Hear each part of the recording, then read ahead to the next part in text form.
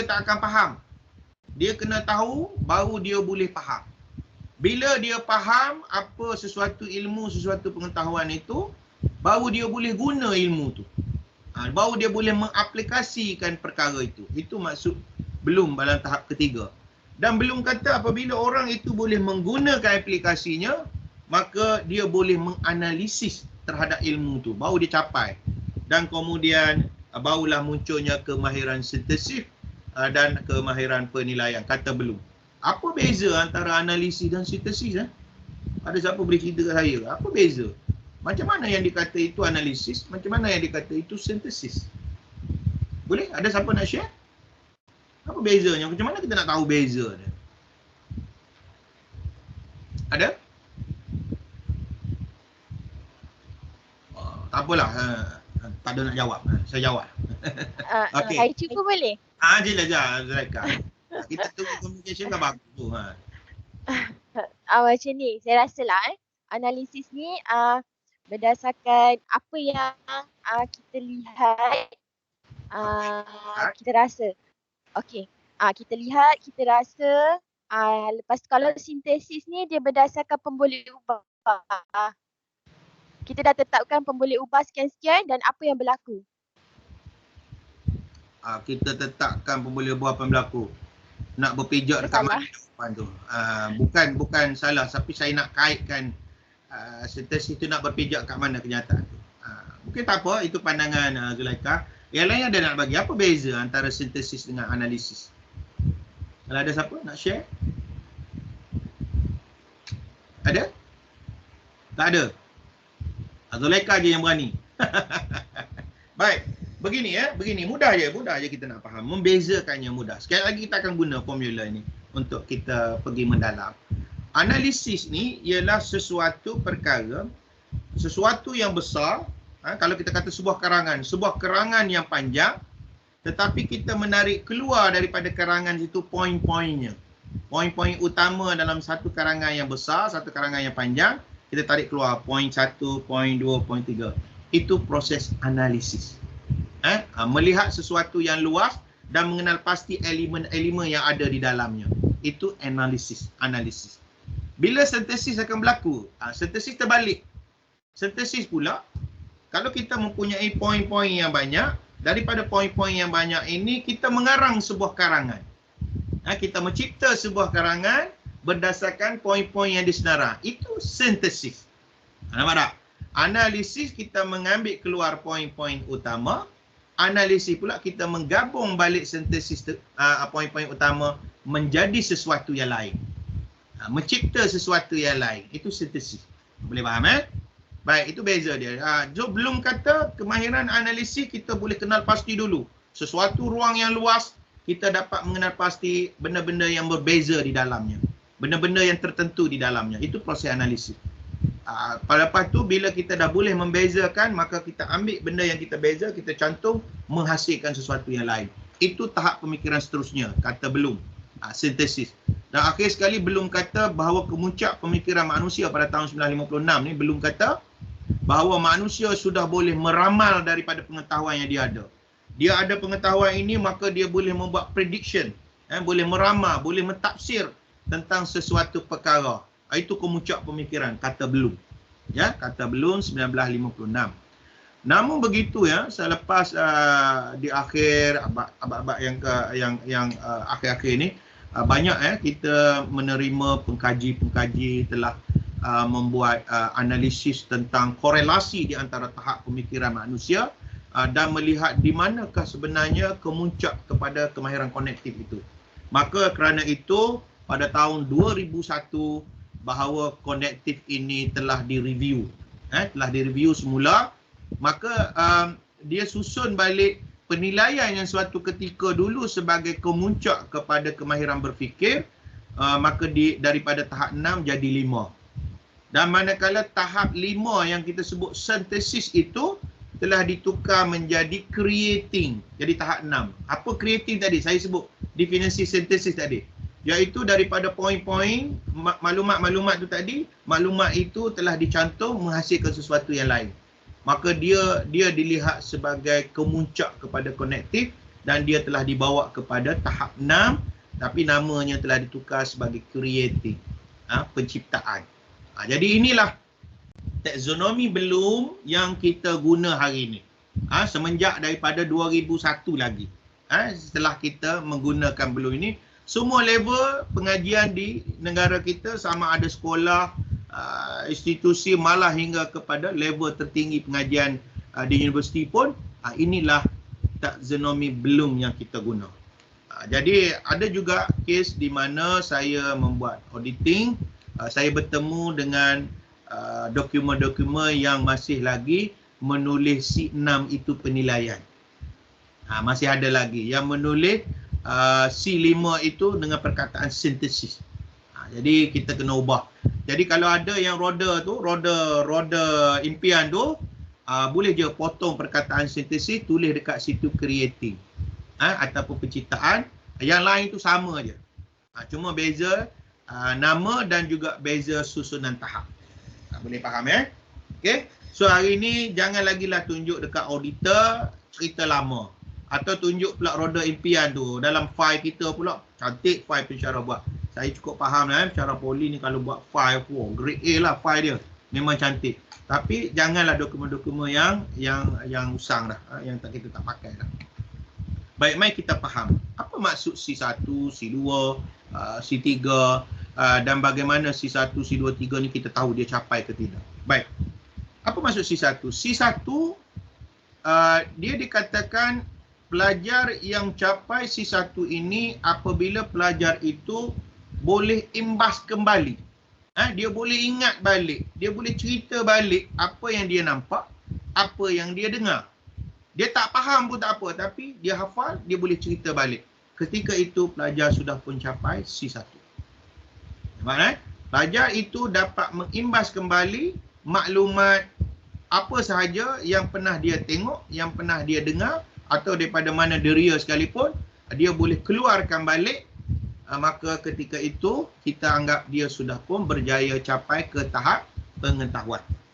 Sebab tu dalam kes ini kalau pelajar tu hafal, dia boleh hafal apa yang ni, dia ingat balik apa, kemudian dia cerita balik, dia dah capai C1. Dan kerana itulah C1 kita menggunakan kata kerja nyatakan, senaraikan, labelkan, macam-macam kata kerja yang menggambarkan perlakuan itu hanya cukup dengan dia hafal, dia boleh sebut. Maka sampai dah C1. Itu maksud dia. Sebab itu dalam ni saya pun bagi nota ni, boleh rujuk. Ini pun nota kuliah saya ni dekat USI kan. Saya modify je, sesuaikan. Sebab dekat USI pun saya memang menghadap pedagogi.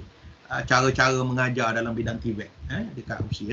Jadi ini nota saya lah sebahagian daripada kelas saya. Jadi saya jelmakan dia dalam bentuk modul OBE ni.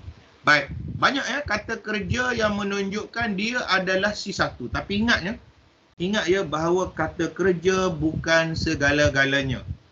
Kata kerja itu bertujuan untuk membantu kita memudahkan membina penyataan tahap, membantu kita memudahkan membina STEM. Apa STEM? Soalan-soalan untuk mengukur tahap. Kata kerja itu. Namun kita harus ingat bahawa kata kerja itu bukan segala-galanya. Ini pun saya tak tahu mazhab macam mana boleh masuk dalam institusi pendidikan. Kalau nak C1 ini je kata kerja. Kalau kau pakai kata kerja lain, salah. Itu boleh. Contohnya, menerangkan ni C2 ni. Kau tak boleh guna dia untuk C4. Kau kena cari kata kerja yang ada dalam roda impian tu yang menunjukkan dia. Kalau ada baru boleh, kalau tak ada tak. Ini mazhab mana pun saya tak tahu.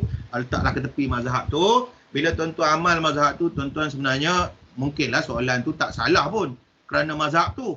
Tetapi dia menyusahkan diri tuan-tuan, dan kadang-kadang kerana nak memenuhi kehendak mazhab tu, soalan yang dihasilkan kita tak faham soalan ni nak apa sebenarnya.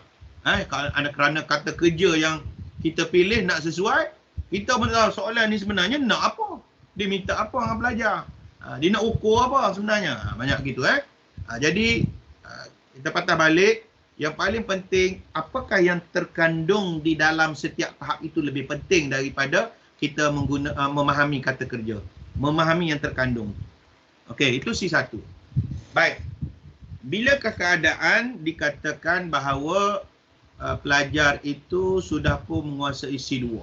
Macam mana kita nak tahu yang pelajar itu dah pun menguasai C2? Iaitu di mana pelajar dapat menerang, menghurai, menjelas sesuatu fakta, istilah, konsep, prinsip, hukum, prosedur dan sebagainya dengan menggunakan perkataan sendiri. Saya guna term di situ.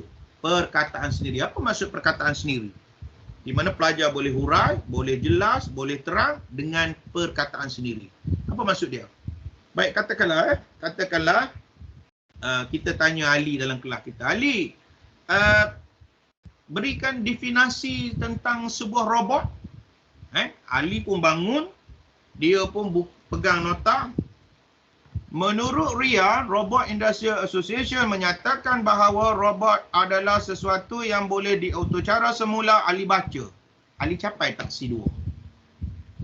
Tak capai. Sebab dia tidak guna bahasa sendiri. Atau bila kita tanya Ali, boleh tak berikan saya definisi tentang robot industri? Ali pun bangun, pejam mata.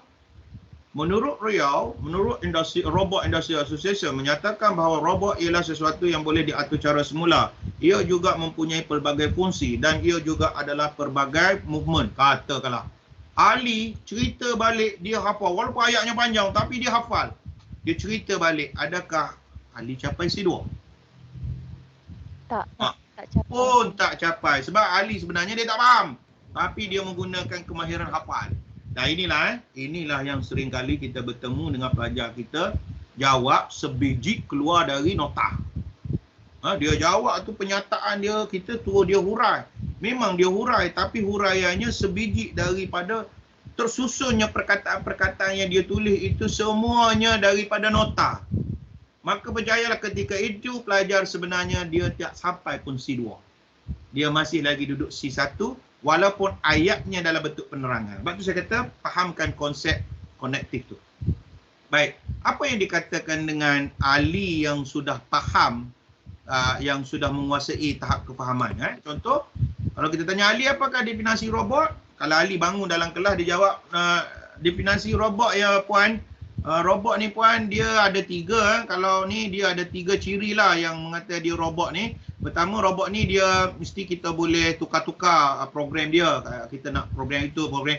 Dan Ali menjawab.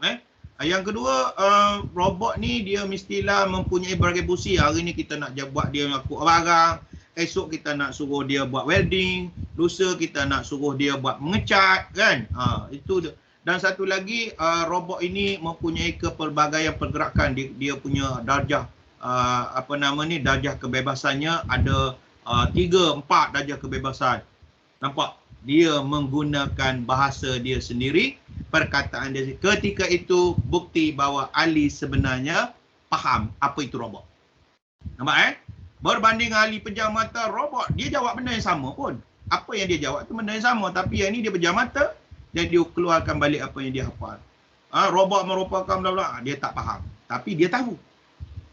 Tapi bila dia boleh huraikan dengan bahasanya sendiri, ketika itu kita boleh mentafsirkan yang Ali sudah pun faham apa itu robot. Jadi untuk menunjukkan yang dia faham, maka banyaklah kata-kata kerja yang boleh kita guna. Ingat, kata kerja bukanlah segala-galanya. Sebab itu bila kita nak memeriksa kertas jawapan Ali, kita boleh tahu Ali itu sebenarnya faham ke tidak. Dan kita juga boleh mengetahui aktiviti yang berlaku dalam kelas. Bila kita dalam kelas, macam mana kita di akhir pembelajaran pelajar dapat menerangkan. Macam mana kita nak layan pelajar kita dalam kelas yang menunjukkan dia sudah faham. Jadi akhir Aminah dekat belakang sana boleh huraikan balik pada saya apakah definisi robot? Kalau dia bangun pegang kertas, saya kata nak serangkan apa yang awak faham. Terangkan sendiri dengan bahasa sendiri. Jangan tutup buku. Jadi kita suruh dia tutup buku dan dia huraikan. Ketika itu kita akan dapat mengetahui level kefahaman dia. Boleh Boleh nampak ya? Doktor. Silakan. Tanya sikit Doktor. Silakan tanya. Doktor, kalau yang Doktor beritahu tu, kalau refer kepada pengalaman Doktor mengaudit lah, Ya. kalau kertas penilaian, adakah penilaian tu memang sebiji ikut skema ataupun apa yang pemeriksa tu faham pelajar tu menjawab? Okay, very good question. Okay. Right. Okay, sebelum saya nak jawab yang tu, saya suka juga nak kaitkan dengan isu skema. Sebab saya pun salah seorang yang duk periksa soalan dekat PISA kan juga ada kan. Baik. Apa yang berlaku kalau katakanlah dalam soalan itu terangkan tentang definisi robot, tetapi dalam skemanya kita tulis 1 reprogrammable, 2 multifunctional, 3 multi movement, 3 kita letak ciri, kita senarai. Dan sering kali berlaku apabila pelajar menjawab soalan peperiksaan itu, dia telah menyenarai juga. Tapi ketiga-tiga yang dia senarai itu betul. Memang ada 3 ciri. Soalan tanya terangkan. Tapi dia pergi senaraikan 3 perkara berkaitan dalam definisi robot 1, 2, 3. Apa yang selalu kita buat? Kita bagi markah penuh ke tidak? Apa selalu kita buat? Selalunya kita akan bagi markah. Betul? Betul tak agak-agak? Kita kata sebab dia tak menjawab penerangan tu, doktor. Dia tak menjawab penerangan, tetapi poin yang dia senarai itu betul. Sebab silbus pula, dia pergi tulis poin. Bukannya silbus pergi tulis penerangan. Soalan tu terangkan, huraikan, jelaskan. Tapi dalam skema pergi buat 1, 2, 3. Dan pelajar pun pergi jawab 1, reprogrammable, 2, multifunctional, multi-movement. Dan seringkali kita bertemu dengan keadaan pensyarah pun pergi sign, right, and full markah dia bagi. Markah yang dia bagi penuh, tengok, dia telah membagi markah bagi tujuan mengukur kefahaman, tetapi sebenarnya yang sedang berlaku pengetahuan. Markah pelajar yang jawab soalan itu sebenarnya tahap pengetahuan, tetapi dia telah memberi markah kepada tahap kefahaman. Begitu juga dengan nak menjawab pertanyaan cikgu tadi. Adakah kita nak menjawab berdasarkan apa? Jadi kita sebagai orang yang faham dengan kefahaman, sifat pelajar yang faham, jadi bagaimana huraian yang diberi oleh pelajar itu menunjukkan dia faham. Dia tidaklah semestinya exactly dengan skema, tetapi dia ada ciri di mana pelajar menghuraikan dengan menggunakan bahasanya sendiri, perkataannya sendiri yang menunjukkan dia faham dengan sesuatu perkara. Kalau pelajar boleh tulis sebiji ayatnya daripada nota, belum tentu dia faham. Jadi kita ni selain daripada kita ajar pelajar kita faham dengan suatu perkara, ada satu lagi kita kena ajar kemahiran menjawab soalan. Kadang-kadang pelajar kita ni dia tak faham nak jawab soalan, dia faham tapi kemahiran jawab soalan tu tak ada. Dia menyebabkan kita salah tafsir kat dia. Jadi sambil-sambil bila kita buat soalan ujian, buat review, kita kena ajar dia juga cara menjawab soalan di atas kehendak soalan. Soalan ni hurai, soalan ni terangkan, soalan ini jelaskan. Jadi bagaimanakah cara hurai, terang, jelas yang sepatutnya dia kena jawab. Bukannya dengan cara walaupun faham, dia memang dia hafal malam dia tidur pukul 2 pagi nak periksa hari ni, tapi ayat sebiji belum tentu dia faham. Jadi kita kena faham kat situ. Jadi sebagai pemeriksa, yang kita nak beri dia markah kerana pengukuran tahap. Jadi tuan-tuan nak bagi yang macam mana? Kalau ayatnya penuh dengan hafalan, dia belum tentu. Tapi kalau ayatnya menunjukkan penerangan dari bahasanya sendiri, dia menunjukkan kefahaman yang baik. Jadi kita kena letak kat situlah. Semoga saya menjawab. Right? Baik. Satu lagi, Siti. Ada satu soalan lagi. Silakan. Contoh kita nak ukur contoh di akhir kelas tu dia boleh menerangkan. Jadi kita perlu tanya, bukan semua pelajar kita perlu tanya kan. Maksudnya kalau katakan 1 atau 2 pelajar dah berjaya jawab dengan betul tu, dah kira tercapai ke kita punya tu? Bagus soalan ni, soalan yang sangat baik. Kalaulah dalam kelas kita 30 orang, di akhir pembelajaran pelajar dapat menerangkan. Jadi nak memastikan pelajar dah berjaya capai outcome. Okey, 30 orang jawab.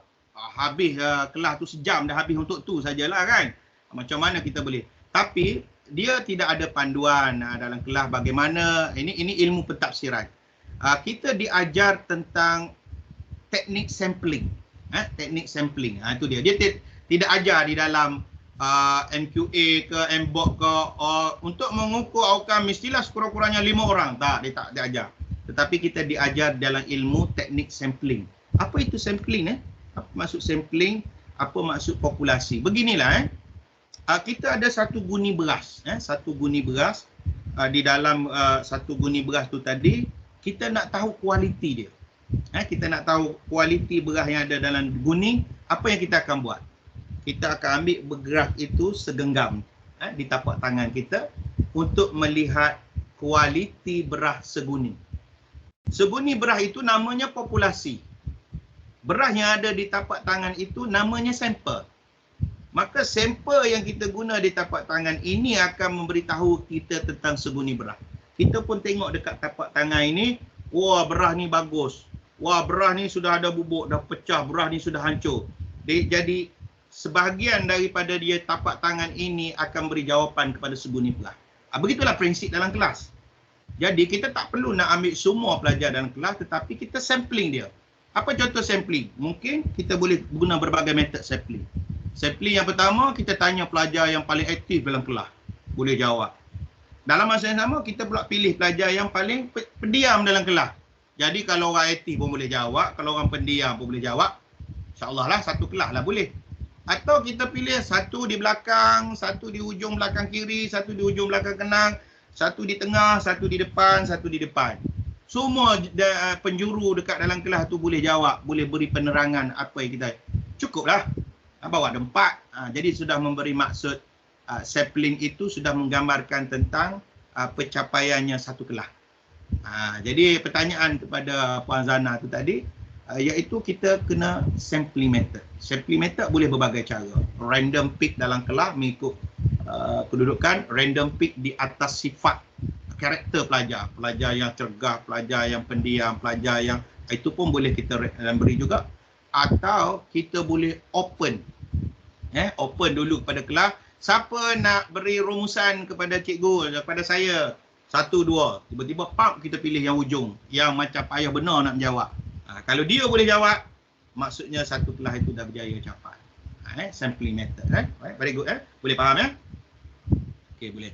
Baik, satu lagi ialah C3.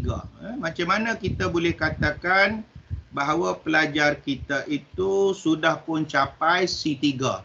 Di mana dalam C3 ini dia memberi maksud bahawa pelajar kita dapat menggunakan sesuatu pengetahuan, sama ada pengetahuan itu istilah, fakta, konsep, prosedur dan sebagainya kepada satu situasi sebenar. Kepada suatu situasi yang baru atau situasi yang sebenar. Maka ketika itu pelajar dapat menguasai aplikasi. Saya bagi contoh begini. Kalau kita tanya Ali, 3 campur 2 berapa Ali? Maka Ali jawab 5. Adakah Ali sudah pun boleh menguasai aplikasi? Belum. Belum lagi. Kalau Ali kata 3 campur 5, Ali baru faham apa itu operasi tambah. Operasi tambah. Tapi bagaimana kita nak bawa dia kepada aplikasi? Nak bawa pengetahuan 3 campur 2 tu nak jadi aplikasi. Maka kita boleh kata kepada Ali, Ali kamu pergi ke kedai, kamu beli sayur sebanyak RM2. Dan kamu juga beli telur sebanyak RM3. Berapa jumlah yang kamu perlu bayar pada kedai tu Ali? Dia dah jadi aplikasi. Mana kita membawa hasil tambah 3 campur 2 itu kepada dunia sebenar atau situasi sebenar. Maka jika Ali dapat memberitahu, oh saya kena bayar RM5 lah cikgu, saya kena bayar RM5 lah puan. Ketika itu Ali sudah pun menguasai C3.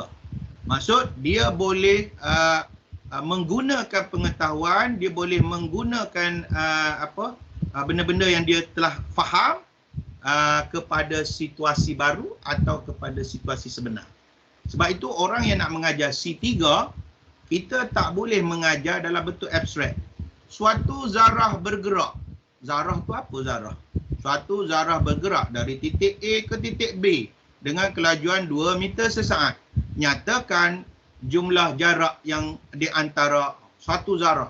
Bila kita sebut satu zarah, apa imajinasi yang keluar dalam minda pelajar kita? Dia akan keluar satu titik hitam di satu ruang yang luar. Dia tak akan berpijak di bumi nyata.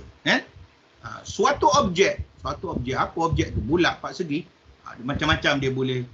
Jadi dia tak berpijak. Kita mengajar mata tu, yes, itu kefahaman.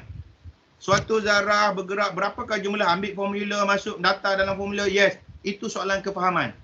Tetapi apabila sebuah kancil bergerak daripada pekan Mukah menuju ke pantai bla bla bla, iaitu pada jarak sekian, tentukan jumlah masa yang diambil oleh kancil untuk sampai daripada Politeknik Mukah ke lokasi ini. Ya, soalan tu dah jadi aplikasi. Ya, nampak tak soalan tu? Dia pun bila kita kata soalan macam tu, apa yang keluar dalam minda dia? My pattern dia, my pattern. My pattern petang nanti kita tengok apa itu my pattern. Dia akan keluar dalam my pattern dia, dia bayang dah keluar sebuah kereta. Tapi kalau lebih spesifik lagi bagus. Kereta, mungkin macam-macam kereta yang keluar dalam minda dia.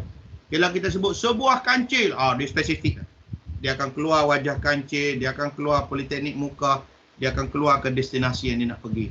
Maka ini dia akan bawa kepada dunia aplikasi. Jadi sebab itu bila kita nak mengajar C3, kita kena bawa senario, kita kena bawa situasi di mana situasi itu diguna dalam sesuatu keadaan yang sebenar. Boleh faham Jadi apabila pelajar dapat menjawab dan dapat boleh, kalau kita nak mengajar aplikasi dan kelas pun kita bagi kes-kes, dia boleh menterjemahkan kes kepada kehidupan sebenar, ketika itu dia sudah pun boleh menguasai C3. Itu maksud dia. Jadi cara nak mengajar, cara nak membangunkan soalan pentafsiran, kita harus tahulah bagaimana pentafsiran pengaplikasian ilmu itu harus kepada situasi sebenar. Right. Boleh Jadi kita juga ada banyak sisi 3 punya kata kerja di sini yang menunjuk. Sebab tu kalau kita tengok kata kerja ni dia boleh berada dalam C4 pun dia ada, dalam C2 pun dia ada, dalam tempat-tempat lain pun dia ada. Jadi kata kerja tu bukanlah segala. Dia boleh duduk di mana-mana. Yang paling penting, konten kepada kata kerja itu yang menentukan tahap dia. Okey, perbetulkanlah mazhab kita sebelum ni kalau ada yang menggambarkan bahawa wajib kata kerja ini baru betul tahapnya. Itu bawa tepilah je tu. Baik, bila akan berlaku apabila seseorang itu dikatakan berjaya capai C4. C4 apabila pelajar dapat memeriksa, meneliti, membanding, mengambil bahagian, membuat pecahan-pecahan kecil, mengelas, meramal, membuat kesimpulan terhadap 2 perkara, terhadap 3 perkara. Ketika itu pelajar sudah boleh dikatakan menguasai C4. Bagi contohnya begini perbezaan di antara robot dan manusia. Contoh saya banyak pada teknikal sebab hari ni kita nak belajar dengan orang teknikal Jadi contoh dia, apakah perbezaan di antara tenaga kerja manusia berbanding dengan tenaga kerja robot? Apakah beza? Mungkin saya boleh lanjutkan lagi. Apakah perbezaan tenaga kerja robot berbanding dengan tenaga kerja manusia dari perspektif ekonomi? Pelajar dikenaki menyatakan perbezaan. Atau saya boleh ubah juga ayat tu. Terangkan perbezaan di antara tenaga kerja robot berbanding dengan tenaga kerja manusia dari perspektif ekonomi. Okey. Tengok saya guna perkataan apa tadi. Terangkan perbezaan. Kalau nak ambil kira perkataan terang, dia duduk C2 lah. Kan? Tetapi untuk membolehkan dia terang, apa yang perlu ada pada pelajar? Dia perlu ada kemahiran analisis. Kalau saya kata apakah beza di antara robot dan manusia? Pertama, dia perlu tahu apa itu robot, apa itu manusia. Yang kedua, dia perlu faham sifat-sifat ciri-ciri robot dan dia perlu faham sifat-sifat dan ciri-ciri manusia. Jadi apabila dia boleh faham sifat-sifat dan ciri tadi, maka dia tarik keluar sifat robot, dia tarik keluar sifat manusia, dia banding. Nampak tak tadi saya kata sebuah karangan yang luas, apabila kita menarik keluar poin-poinnya, maka jadi analisis. Dia perlu faham apa itu robot, dia tarik keluar ciri-ciri robot. Dia tarik keluar ciri-ciri manusia dan dia buat perbandingan. Ketika itu, kalau perbandingannya betul, maka pelajar sudah pun menguasai C4. Boleh faham nampak itu. Walaupun kita guna kata kerja, terangkan, nyatakan perbezaan. Tengok, nyatakan ada dalam C1. tetapi untuk memboleh dia nyata, dia kena kuasai. Jadi sebab itu saya kata kerja bukanlah segala-galanya. Yang paling penting kita faham level kognitif yang perlu dikuasai. Boleh Jadi kata kerja analisis juga ada banyak. Saya pun ada bagi nota ni kepada puan linknya kepada puan Sofilah dengan Fazidah tadi. Bolehlah download nota saya ni. Pakailah, tak ada masalah. Saya duduk talk banyak-banyak pun itu nota yang saya bagi. Ada yang saya buang sebagainya sesuai dengan institusi lah. Boleh share-share dengan rakan-rakan kita yang lain di politeknik lain pun tak apa, tak ada masalah.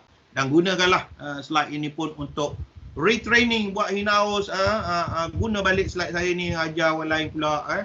Bagus kita ilmu kita kembang-kembangkan. Bagus tu. Alright, jadi kita ada juga C4 untuk analisis. Dan seterusnya kita pula ada C5. Macam mana kita nak tahu bahawa pelajar kita ini sudah pun capai pada level C5. C5 ini apabila seorang pelajar itu dapat mentafsir, dapat mengkritik sesuatu perkara, dapat menilai pada suatu sifat. Contoh, saya bagi contoh gini, nak guna gitu payah nak faham kan. Saya bagi contoh macam ni. Gejala merokok dalam kalangan pelajar politeknik semakin hari semakin serius. Apakah yang mungkin akan berlaku sekiranya gejala ini tidak, apakah yang mungkin akan berlaku dalam tempoh 5 tahun akan datang sekiranya gejala ini tidak dibendung? Okey, saya ulang balik ulang kan jadi ayat lain pula kan. Ulang balik. Okey. Gejala merokok dalam kalangan pelajar politeknik semakin hari semakin serius. Apakah yang mungkin akan berlaku dalam tempoh 5 tahun akan datang sekiranya gejala ini tidak dibendung? Itu saya kata dia C5. Dekat mana? Elemen C5 untuk membolehkan pelajar ni jawab. Apakah yang akan berlaku dalam tempoh 5 tahun akan datang sekiranya gejala ini tidak dibendung? Di mana? Ada idea? Dari 5 tahun. Nampak kat situ. Untuk menjawab dia, pelajar perlu mentaksirkan apakah yang mungkin akan berlaku 5 tahun akan datang. Dan dia boleh menggambarkan suasananya, keadaannya, ciri-cirinya, karakter yang akan berlaku 5 tahun akan datang. Ketika itu kita boleh menganggap bahawa pelajar sudah pun menguasai C5. Di mana dia boleh predict apa yang berlaku. Boleh Baik, dia juga ada banyak kata-kata kerja yang menunjukkan penguasaan arah C5 ni yang boleh kita gunakan. Alright. Dan yang terakhir sekali ialah tahap C6. Bagaimana kita nak tahu tahap C6 ini sudah pun capai? C6 ini apabila pelajar itu dia dapat mencipta, perkataan digunakan sini, mencipta, menggabung, melengkapkan bahagian-bahagian sesuatu perkara, sesuatu hasil, sesuatu perancangan, sesuatu cadangan. Tak kisahlah. Prinsip dia ada benda yang banyak itu dicantum menjadi satu. Bahagian-bahagian ni dicantum. Pengetahuan A, pengetahuan B, pengetahuan C. Kemahiran A, kemahiran B, kemahiran C. Elemen A, elemen B, elemen C. Dicantum menghasilkan sesuatu. Ketika itu kalau pelajar kita mampu mencantumkan unsur-unsurnya, maka dia sudah pun menguasai C6. Contoh katakanlah pelajar ini belajar bagaimana cara nak servis kereta. Tapi dalam masa yang sama dia juga belajar bagaimana cara mengira kos servis. Jadi pengetahuan terhadap servis kereta, jenis-jenis servis kereta, pengetahuan terhadap bagaimana cara membuat membuat pengiraan kos servis, maka dia cantum dua pengetahuan ini, dia boleh menghasilkan satu jadual penyelenggaraan berkala. Nampak? Dia create dekat situ kerana datangnya dua pengetahuan tadi. Dua atau lebih pengetahuan yang digabung, yang dicantum, mencipta sesuatu. Ketika itu pelajar kita dikatakan telah pun menguasai C6. Boleh faham nampak Jadi C6 dia akan menggunakan banyaklah kata kerja, menggabung, merumuh, membina semula, mereka cipta, mengubah suai. Itu semuanya menggambarkan ciri-ciri kepada creating. merancang, dia create satu perancangan pun dia terbit sesuatu tu. Membentuk, mencipta, dia banyak tu. Jadi semua kata-kata kerja ini boleh kita gambarkan tentang pencapaian sinar. Boleh Ada nak tanya tak? Tak apa, sambil-sambil tanyalah. Cross saja tak apa nak tanya. Jadi kalau kita lihat kenyataan yang saya senarai kat sini, ada 5 kenyataan dekat sini. Sila A ada 2 kali, ada 6. Baik, kalaulah kita kata di akhir pembelajaran pelajar dapat terus macam silbus yang selalu kita duduk jumpa tu, terus tukar topik dengan subtopik sifat benda hidup. Atas tu tulis di akhir pembelajaran pelajar akan dapat 1.2 sifat benda hidup. Itu bukan outcome, tapi itu tentang konten ataupun isi kandungan. Kalau kita kata di akhir pembelajaran pelajar dapat mempelajari benda hidup, boleh bergerak, makan, bernafas, dia lebih bersifat isi kandungan juga. Dia bukan outcome. Kalau kita kata di akhir pembelajaran pelajar dapat menambah pengetahuan pelajar tentang sifat benda hidup, menambah pengetahuan, dia juga bukan outcome, tetapi menunjukkan proses kepada pengajaran dan pembelajaran, menambah pengetahuan. Okey? Atau kalau kita kata di akhir pembelajaran pelajar dapat memperoleh pengetahuan, memperoleh sesuatu yang kita juga tidak boleh ukur, maka dia juga menerangkan tentang proses. Tapi kalau kita kata di akhir pembelajaran pelajar dapat memahami, dia boleh jadi general outcome yang kita tak boleh ukur. Tapi kalau kita kata di akhir pembelajaran pelajar dapat menghuraikan sifat benda hidup, maka muncul dah outcome di situ. Jadi boleh nampak bagaimana yang dikata outcome, bagaimana yang dikata proses, bagaimana yang dikatakan isi kandungan. Kalau kita kata hurai, menambahkan pengetahuan, memperolehi pengetahuan, itu proses. Itu bukan outcome. Outcome, saya sebut apa awal tadi, sesuatu yang boleh didemonstrasi oleh pelajar yang menunjukkan penguasaan sesuatu tahap. Sesuatu yang didemonstrasi, dan yang kedua, apa yang didemonstrasi itu boleh kita ukur. Baru dia jadi outcome. Boleh faham jadi banyak bila saya audit, bila saya tanya apa itu outcome, jawapan yang kita akan terima, even di universiti pun, saya audit dalam cara universiti pun, yang dah level-level doktor, prof pun ada setengah kan. Tanya prof, boleh cerita kat saya sikit apa dia outcome bro? Outcome ini sesuatu yang macam-macam teori keluar kan. Entah apa, entah ke mana jawapannya kan. Dia pun tak faham. Right? Jadi kita boleh faham hari ni outcome, apakah maksud outcome. Jadi saya sediakan juga dekat nota tu untuk ketua program lah, boleh buat in-house training, belajar cara-cara nak menulis. Katakanlah saya ada hasil umumnya, mengenal pasti kaedah pengiraan kos penyelenggaraan mesin. Mengenal pasti, tadi saya sebutkan, kalau kita kata mengenal pasti, dia boleh berada di mana-mana. Mengenal pasti kaedah pengiraan kos penyelenggaraan mesin. Macam mana saya nak tukar hasil umum ini menjadi hasil khusus ataupun outcome dalam hasilnya C1? Boleh? Siapa bagi idea kat saya? Mengenal pasti kaedah pengiraan kos, saya nak jadikan dia hasil C1. Di akhir pembelajaran pelajar akan dapat apa? Ada siapa nak bagi idea? Dapat menyatakan. Dapat menyatakan. Alright. Mungkin kita boleh kata apa? Di akhir pembelajaran pelajar dapat menyatakan kaedah pengiraan kos penyelenggaraan mesin. Okey, atau kita lebih mudah lagi. Di akhir pembelajaran pelajar dapat menyatakan jenis-jenis kos penyelenggaraan mesin.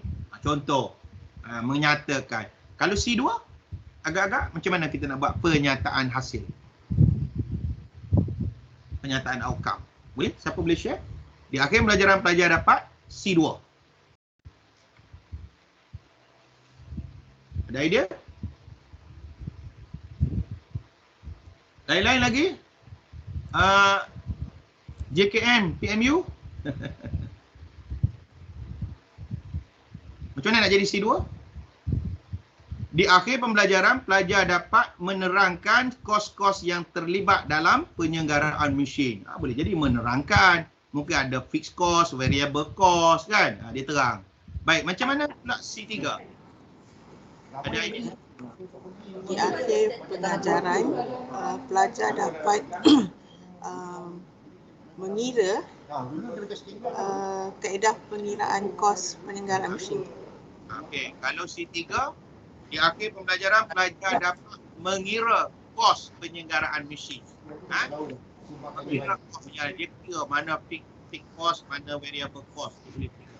Nampak ni kita clue. Kalau C4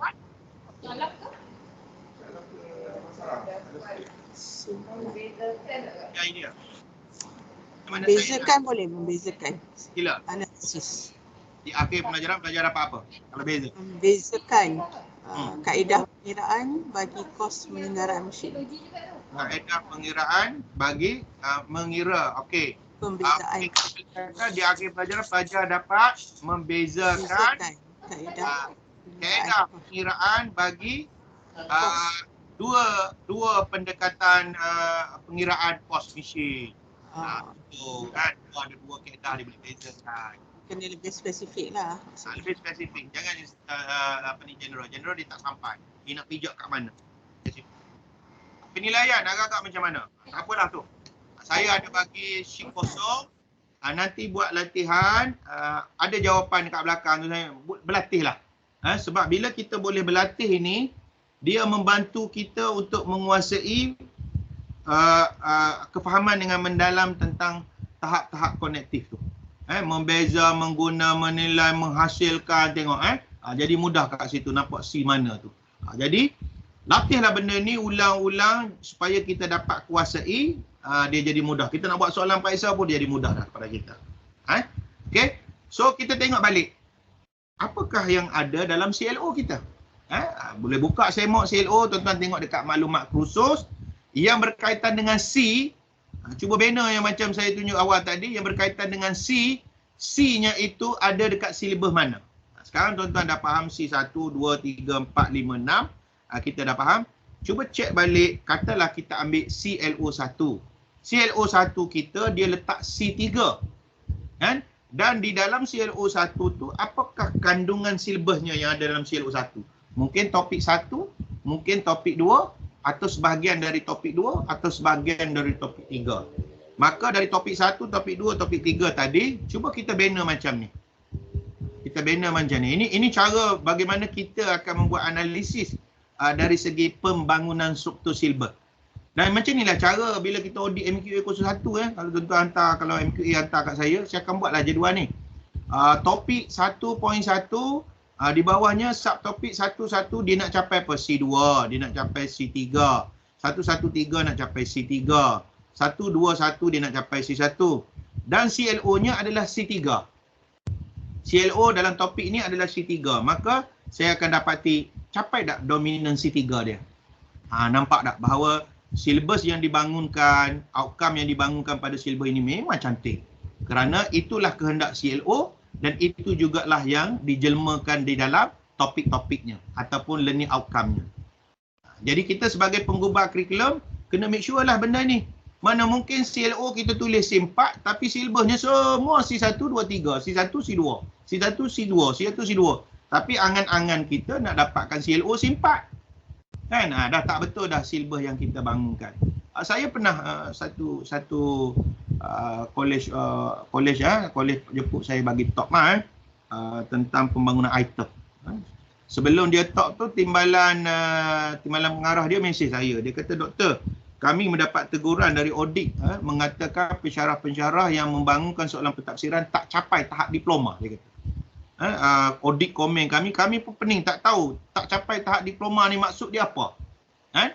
Saya kata tak apalah, bagi kat saya soalan-soalan set soalan yang ditegur oleh audit tu untuk saya tengok sebelum saya pergi bagi talk tempat dia lah. Ada dekat aja sebelah sini, sebelah kursi ni kan. Tapi bukan poli lah. Jadi bila saya tengok dalam soalan tu, CLO-nya ialah C3. Tapi apa yang dia buat dalam soalan pentafsiran yang dia guna untuk pelajar tu? Soalannya kata kerjanya senaraikan, nyatakan, labelkan, nyatakan, senaraikan, terangkan, huraikan. Itulah kata kerja sepanjang set soalan ujian dia. So apa maksud dia kat situ? Maksud dia ujiannya nak mengukur C3. Tetapi soalan yang ada kat dalam set soalan tu semuanya duk level C1, C2, C1, C2, C2, C1, C2. Memang betul lah auditor tu kata tak mencapai tahap. Jadi hari ni kita dah boleh faham bahawa kita kena tengok, kita nak bangunkan soalan kuis, soalan ujian apa semua, mesti kita kena make sure dominasi segala set soalan tu nanti. Kuis tak kisahlah nak buat kuis C1 pun tak apa, C2 pun tak apa. Mungkin kita jelmakan C3 dalam bentuk lain, dalam bentuk ujian dan sebagainya. Bukanlah maksud bila CLO kata C3 segala-galanya nak buat kuis dalam kelas pun kena C3, tak. Kita boleh buat C1, C2 dalam kelas walaupun CLO kata C3, sebab dominasi C3 itu boleh dijelmakan dalam ujian, dalam benda-benda lain pun tak ada masalah. Tapi akhirnya dominasi. Dominasi itu maksud dia lah. Boleh tak? Boleh faham kat situ. Ada nak tanya tak? Jadi kalau kita buat analisis ni jadi mudahlah pada kita untuk kita lihat di mana beban pengajaran yang perlu kita bawa dalam kelas. Ada benda yang kita kena bawa C3, ada benda kita kena bawa C2. Kita bawa lebih tak apa, tak ada masalah. Tapi bila kita bawa kurang, dia sepatutnya kurikulum ni suruh kita bawa C3, tapi kita mengajar setakat C2. Bawa masuk dalam kelas, terangkan. Sedangkan dia perlu bawa sehingga ke tahap aplikasi. Ataupun kita mengajar aplikasi tak pernah suruh pelajar buat analisis. Macam tu. Boleh Right? So tuan-tuan boleh buatlah analisis dan dengan melihat apakah pencapaian ni mengikut CLO. Kalau ada 3 CLO-nya C, buatlah 3 jadual.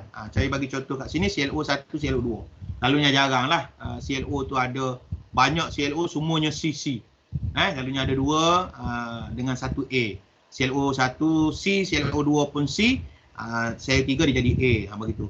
Jadi kita boleh buat analisis dalam jadual ni, boleh membantu kita bila kita nak bawa ke dalam kelas. Okey, ada apa nak tanya tak? Okay, doktor, saya nak tanya, contohnya kalau saya punya kursus CLO 3 saya, dia ada mapping dengan kluster 3A, 3C. Jadi A3, 3A, 3C. Numerasi A3 dengan C3. Kita sebut huruf dulu. Oh, huruf dulu. A3 dengan C3. A3. Atas satu CLO. Atas satu CLO. CLO 3 di hujungnya dalam kurungan ada satu. Bukan. Dia dekat untuk assessment ni dia ada PLO dekat bahagian syllabus tu, dekat bahagian assessment dia ada table CLO 3, PLO 5, cluster 3A, 3C. DT dia P4. Oh, yang ini di bahagian pentafsiran Bahagian pentafsiran.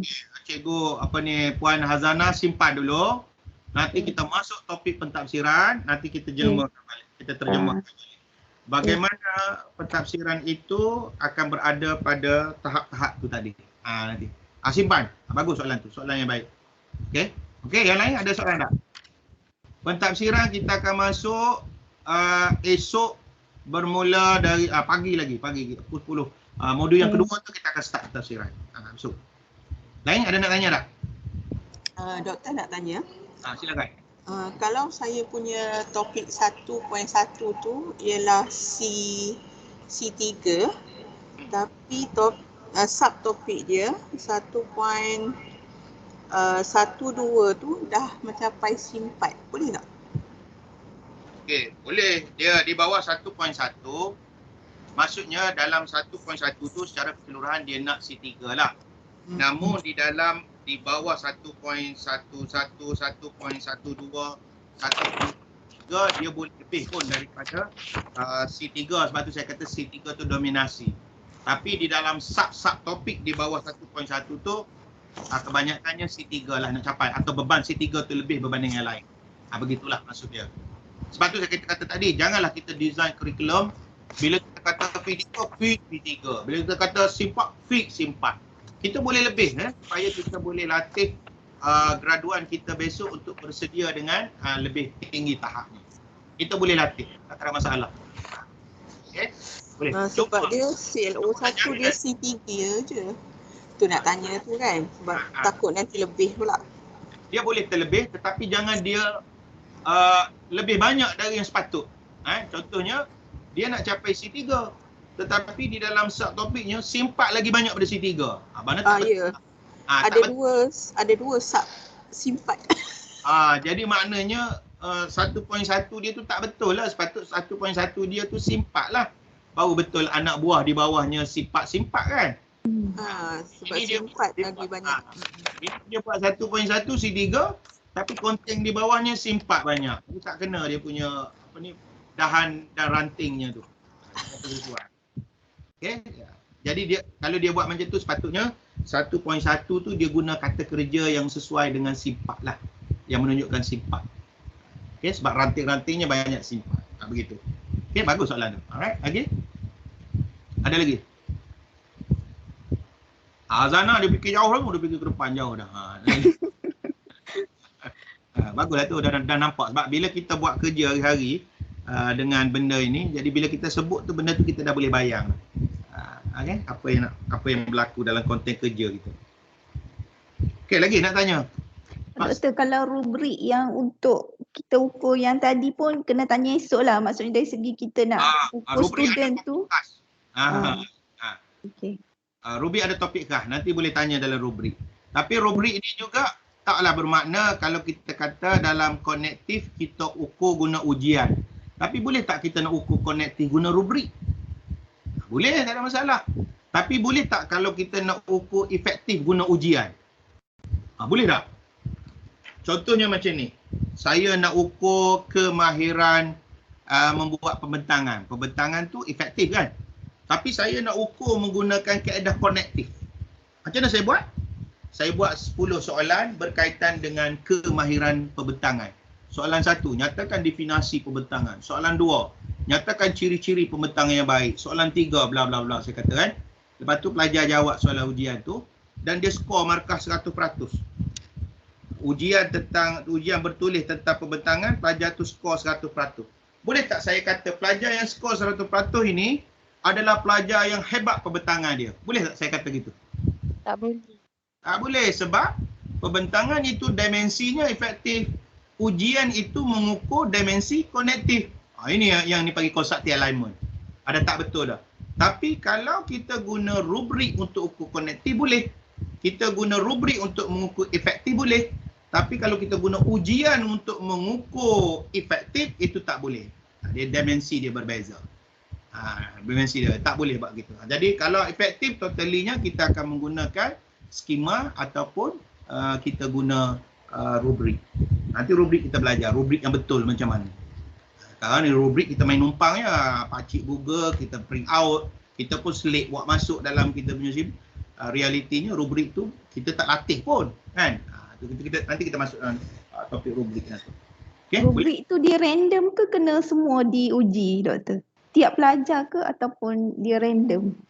Tiap pelajar atau dia random. Rubrik kita, bila kita sebut CLO, akhir sekali setiap individu pelajar itu ada markah CLO dia masing-masing dia ada markah. Maksudnya bila di hujung semester nanti akan wujudlah Ali, Ahmad, Fatimah apa semua, semuanya akan ditafsirkan sejauh mana mereka berjaya menguasai CLO. Bila dikata menguasai CLO bermakna dia ditafsir by individu. Jadi rubrik itu seharusnya diukur by individu. Ini pun ITEC ada isu dekat Politeknik Malaysia berkaitan dengan final year project. Kita buat project group. Bila buat project group, project itu kita agih. Ali buat ni, ini buat ini buat ni. Maka bila kita agih skop kerja menyebabkan CLO itu tidak boleh diukur semuanya ke atas seorang pelajar.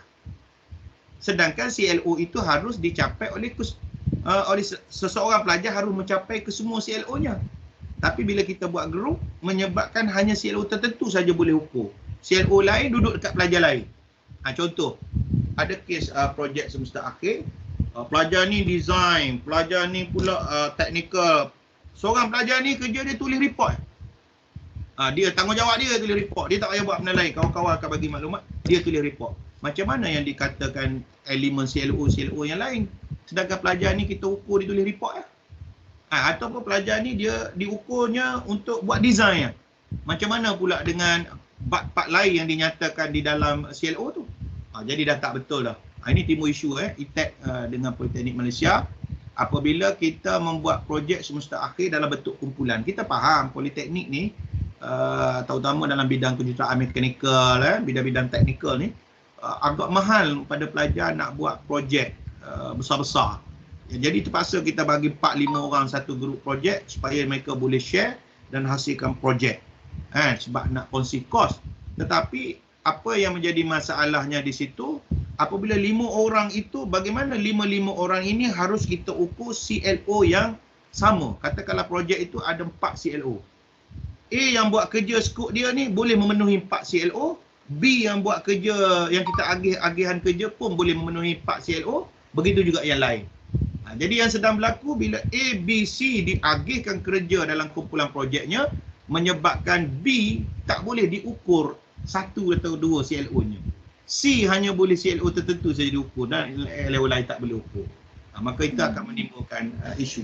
Ini pun isu besar lah yang ITEC dah. Tapi saya ingat Politeknik dah ada improvement yang ni. Baru ni saya jadi external examiner untuk pisah. Bulan 10 ni pun sekali lagi program lain pula. Jadi external examiner untuk mewakili. Baik, ada tak? Ada lagi nak tanya? Boleh. Puan apa nama ni, Puan Sofila ada mesej saya kata apa dia? Link nota itu bagi tu sama dengan yang di present. Ada sedikit perbezaan, tak apalah. Nanti saya bagi lain. Yang saya sedut tu yang lama sikit. Ada yang subuh tadi baru saya upgrade kan. Jadi itulah. Okey. Boleh kalau tak ada apa nak tanya, kita break dulu lah. Kita break dulu. Kita kembali semula selepas tengah hari ini untuk sambung satu lagi domain psikomotor, domain efektif dan bagaimana kita nak bawa masuk outcome ini ke dalam aktiviti pengajaran dalam kelas. Okey? Doktor. Ya. Sebelum tu kita ambil gambar boleh? Oh, boleh. Nak ambil gambar kat mana atau saya buka kedua-dua komputer. Tak apa saya ambilkan. 2.30 doktor petang ni. Okey. Boleh Okey, siapa semua boleh buka kamera. Sekejap saya ambil. Sekejap saya setting large gallery. Okey, saya nampak semua. Okey, ready. Tengok kamera. Alright. Tengok kamera semua senyum. 1, 2, 3. Okey. Okey, dapat. nanti Ini share. yang tak boleh Zulaika tak nampak mulut. Tak nampak mulut. Nak senyum tak boleh ya. Okey. Tak makan lagi tu. Zafran tak makan lagi tu. Lapar. Ini dah lapor ni Okey. Terima kasih semua. Kita akan bersambung pada sesi petang ni. Topik yang sama. Okey. Okey, jumpa lagi. Okey. Pukul berapa Zulaika? Pukul pukul 2.30 doktor. 2.30. Okey, jumpa lagi 2.30 ya. Terima kasih InsyaAllah. doktor. Okey, terima kasih. Assalamualaikum. Salam. Nah.